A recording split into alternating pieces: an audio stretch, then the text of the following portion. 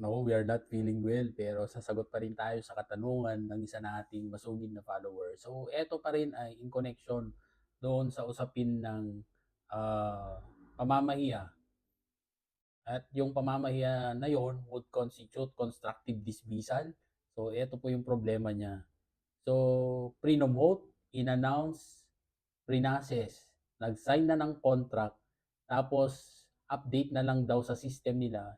Pero nagtaka siya kasi ang tagal na yun pala na-cancel.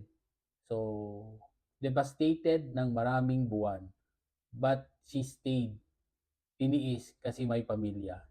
So, tanong natin, so would that constitute constructive dismissal sa ilalim ng ating mga labor laws dito sa Pilipinas?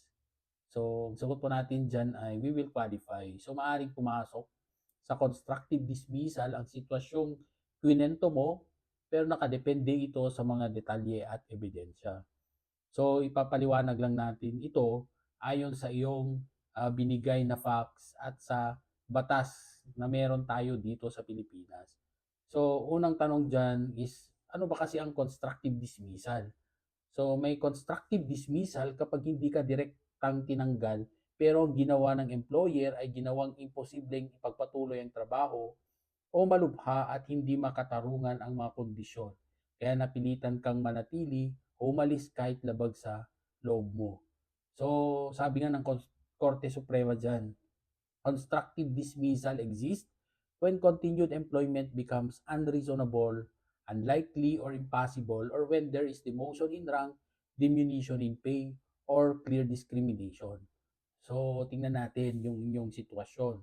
So, batay sa sinabi mo, una, pinromote ka, then inanunsyo, pinroseso, may mga pinirmahang kontrata, update na lang sa sistemang kulang, tapos biglang kinansela, walang malinaw o makatarungang paliwanag, matinding emotional distress, syempre. Kasi, imagine mo, pati rin ako kung ganyan din, di ba? You might feel devastated. So, nananatili ka dyan sa iyong pwesto dahil una, kailangan mo kasi para sa iyong pamilya. So, eto yung mga legal points na kailangan nating tingnan. So, kung may pinirmahang kontrata o written promotion, so may vested right ka na maaring nilabag. So, ang biglang pagkansela ay maaring bad faith. Kung ang pagkansela ay nagdulot ng pagkawala ng tiwala sa management, matinding stress o humiliation, hindi makataong kondisyon sa trabaho, posibleng constructive dismissal yan kahit hindi ka umalis. So mahalagang linawin natin na constructive dismissal does not always require resignation. So may mga kaso na pinaboran ang empleyado kahit nanatili dahil pinatunayan na coerced o oppressive ang sitwasyon.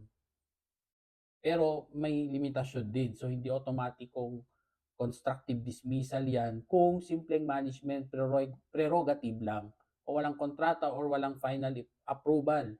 So walang pagbaba ng sahod, ranggo o malinaw na abuso at walang patunay ng bad faith. So anong kailangan para may maging matibay ang iyong kaso? So una is para uusad ito sa NLRC, mahalaga na tingnan mo yung written contract or yung promotion papers, yung inyong email conversations, yung announcement, yung HR records or testimonies ng inyong mga kasama, yung timeline ng pangyayari, yung medical or psychological impact kung meron.